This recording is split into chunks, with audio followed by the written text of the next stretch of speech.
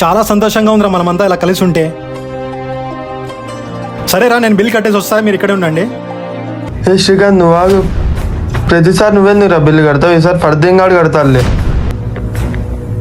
ఫర్దీన్, నువ్వు వెళ్ళి కట్టేసి రాపోరా. నా దగ్గర డబ్బులు లేవురా. చీ, ఏం బ్రతుకురా నీది? ప్రతిసారి మేమే కట్టాలా? ఒక్కసారి నీకు కట్టాలనిపిదా? పదంరా మనమే కట్టేసి వెళ్దాం. ఈ డబ్బు వల్ల నా ఫ్రెండ్స్ దగ్గర మర్యాద లేకుండా పోతుంది.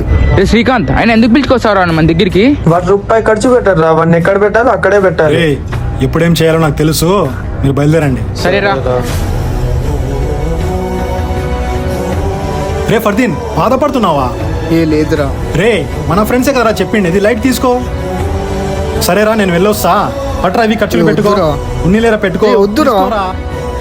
ఓకే, బాయ్ రా. జీవితంలో ఈ నోటుకున్న వాల్యూ మనుషులకి లేదా? అంటే ఇక్కడ డబ్బులు లేకపోతే మన ఫ్రెండ్స్ కూడా మనల్ని ఇలా చీప్గా చూస్తారా?